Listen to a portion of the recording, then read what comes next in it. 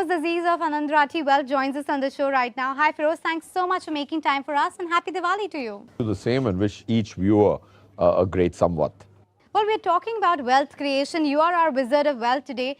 Talk to me about, first up, what does wealth mean to you? Anisha, my definition to wealth, and it is a very good question because everybody needs to introspect and each person's definition could be different. So for me, wealth in the monetary terms, okay, and I'll tell you more in the social terms is very different. In the monetary terms is that portion of my net worth which is portable. Okay, anything which I can't access on a click of a button is not wealth for me. Okay, it could be included in my net worth, but not in my wealth. So I met somebody in Navi Mumbai. He said, I got 100 acres in Navi Mumbai. That's worth about 800 crores, but he has only 2 crores on a click of a button and he's struggling to borrow against it. So I would say great net worth, but bad wealth. I think that's on the monetary side. On the life side, I think it is your relationships is what ends up being wealth. And money helps you facilitate that relationships because I can't express my dad with a hug every day because he stays in Mysore. So I send him a present using money, which becomes an important constituent. But do people understand what they mean by their wealth when they come and meet you? Do they have a very clear idea in terms of, you know what, I want X amount of money for my retirement, or this is my goal, or there as well a bit of introspection is needed? Huge introspection is needed. See, I've met several people. Some of them are clear. Some of them are very ambiguous. Let me give you an example. So I met one gentleman. He said, Feroz, Anand Rathi Wealth technology is not a great platform. And I'm confessing to that. But he actually doesn't need technology. He's got more than 60 crores. What he ideally should be looking for in his wealth manager should be risk-adjusted return, best in class. If he were to call any of my colleagues, they should pick up the call even at 12 in the night. They should give him tax and estate planning services. This is what he wants, but he thinks he needs technology and ease of transaction. I said, sir, agar aapke paas 1 crore rupiya hota, if you're looking for technology and ease of transaction, I agree. For a 60 crore guy, what's more important is your tax service, your estate planning service, your risk-adjusted return, and somebody to hold your hands when the market is down. Well, yes, and that is what hand-holding, perhaps what is needed right now looking at the market setup. But Feroz, tell me, is there a golden age to create wealth? And I ask you that because there is part of the street or part of, you know, the experts who say that the best time is 40 to 50 because you have got the experience, you've matured enough, and that is where you make money. Warren Buffett is an example of how he made money in his 60s and post that. And of course, other people say start young, start in 20s itself, and that's how you create the maximum amount of wealth because the compounding takes place. Would you put any number to that, or what's the way when a question is posed like, is there a golden age to making money? Yes, there is a golden age to make money, and that's a variable. What was the golden age 20 years back is very different today. One reason is life expectancy is going up. Second information is Warren Buffett lived in a different era, right? Social media wasn't there, access to information wasn't there. So he had an edge over the rest of them also. There was an advantage for him. Because today, information travels thanks to media houses like yourselves who make sure that the information arbitrage is minimal. So there is a golden age, which is also changing. In today's age, to my mind, the golden age is between 30 to 35 because you can learn quickly today and you at 20, 25, compounding is your friend, but there's no money to compound. So I would say 30, 35 in my experience of having met several HNIs and doing some study on our 11,000 families, I would say the golden age is 30, 35. Otherwise, you're too late. Otherwise, you're too early as well.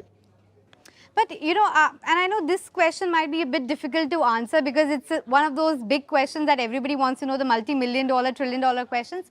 How do you create wealth? Is there a cheat code or a list of few rules that you have been able to make out of your experience in the industry?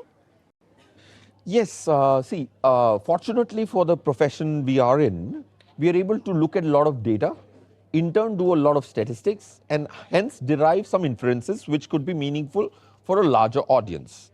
So in my opinion, the first thing I have realized after having done several studies of people who did very well and did disastrously bad was the guys who did very well. They didn't just choose what they have to do, but they were very clear what they will not do. Okay, and we don't place enough emphasis of deciding kya nahi karunga unless there is a gun on my head. That was something which was very clear. Second, the guys who did very badly still had some great transactions. They had a very myopic view, not a bird's eye view. Let me give you an example. I met a lady who has 150 crores. That's a lot of money by any stretch of imagination. Maybe in her late 50s. She said, I'm doing very well. I said, great. I found 76 different kinds of products in her portfolio and 12 different categories: mutual fund, PMS, AIF, perpetual bond, InvIT, REIT, सब था उसमें. Every asset possible. Asset possible. उसमें से 76 में से there were 10 transactions who were amazing. She bought an unlisted share in NSE at 1,000 rupees. Today it's at 6,400 rupees. But when I computed her last 9 years return on an Excel sheet for each transaction cumulatively, she had made a return of 6.9%. Wow. Okay. So she did all the complexity, got 10 transactions right, so right that किसी के मुंह में भी पानी आ जाए, but still her overall return was 6.94, which implies the guys who are very myopic, they want smaller wins, they win battles, but they lose the war. That's what I think. A person needs to not be very myopic. They need to be a little more bird's eye view. That's the second learning I've had. Third, choose a right partner.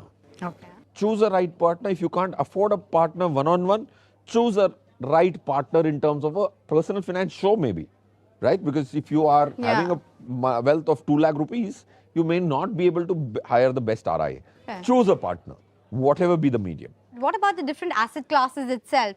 I mean, that's something that I've heard from the street, that if you look at the breakup of your kind of allocation, you're clearly more tilted towards other asset classes, equity largely, and debt has a very small portion versus rest of the peers. Why is that? I consider debt like smoking. Okay. Smoking. Yeah, smoking. Okay, unfortunately, smoking used to not be as frowned upon like it was today, right?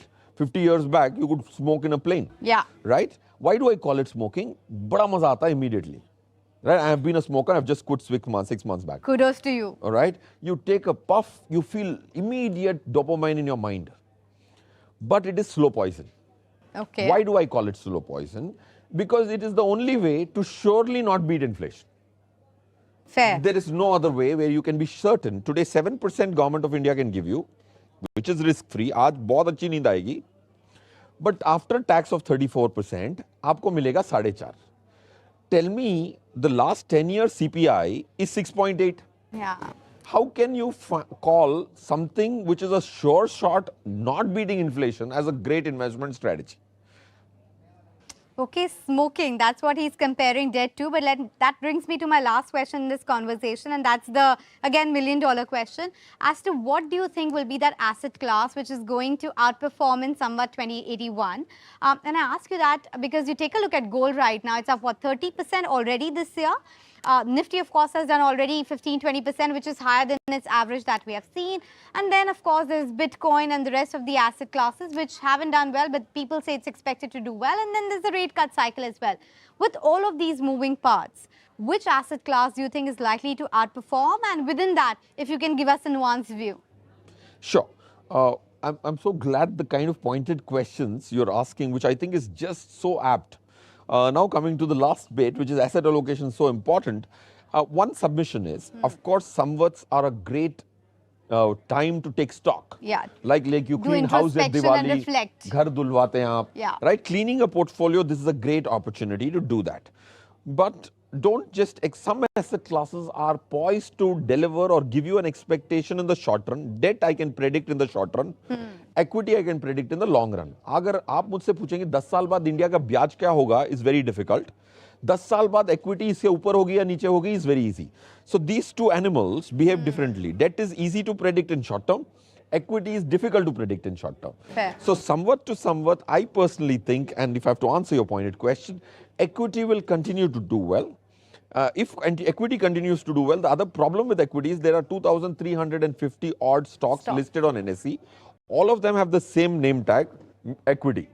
But उनका वर्ताव कोई 90% गिर सकता है, कोई 900% बढ़ सकता है. True. So what portion of the nuance of the equity markets will do well? To my mind, the broader market is a little more riskier today than the Nifty. Nifty की correction होना बड़ा कठिन है.